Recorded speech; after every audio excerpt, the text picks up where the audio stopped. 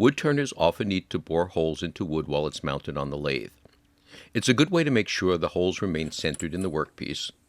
The drill bit is held stationary in the tailstock and the workpiece rotates in the headstock. This is particularly useful for projects that require large concentric holes of multiple diameters. For example, when preparing blanks to accept peppermill components. Typically, a 3-jaw drill chuck is mounted in the tailstock, and Forstner bits are used to bore the holes. This works fine, but let's take a look at another way to hold the drill bits, the collet chuck. There are many types of collet chucks, but in this video, we'll focus on the simplest form that mounts into the tailstock or headstock using a Morse taper.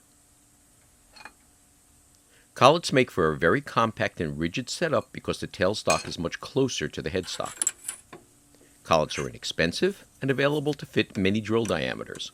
The collet sizes are limited by the size of your Morse taper. For this demonstration, I'm using a 3/8 inch number 2 Morse taper collet. This is very convenient because all of my Forstner bits have 3/8 inch shanks. The collet is also threaded on the back end to accept the drawbar. I'll demonstrate two types of tailstocks, one that needs a knockout bar to remove an item, and one that is self-ejecting.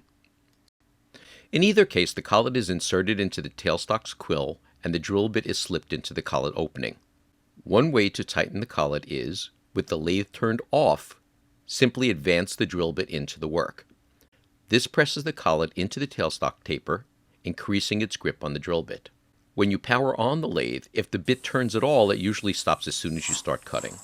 The other way of tightening a collet is to use a drawbar, but this only works in tailstocks that are not self-ejecting. We'll get back to this in a moment. When it's time to remove the bit, the collet needs to be released from the tailstock. On my lathe with a self-ejecting tailstock, I simply retract the quill all the way, the collet is loosened, and both the drill bit and the collet can be removed. On my larger lathe, I use a threaded rod with a handle both as a drawbar, which pulls the collet tightly into the taper, and as a knockout bar. I made it long enough so that it threads fully into the collet. The handle's diameter is slightly smaller than the quill's threads, so the handle can actually enter the tailstock, allowing for full quill movement. The rod goes through the handle and has a cap nut at one end. So loosening the drawbar just a few turns and tapping on the nut with a small hammer ejects the collet. When I change to a different bit, it's just a couple of turns to tighten everything up again.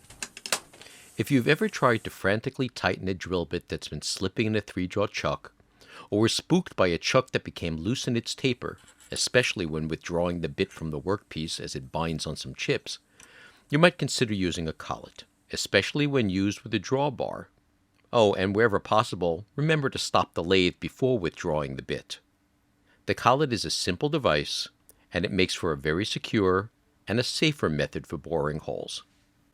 I hope you find these tools and techniques useful in your own shop, so go and turn safely.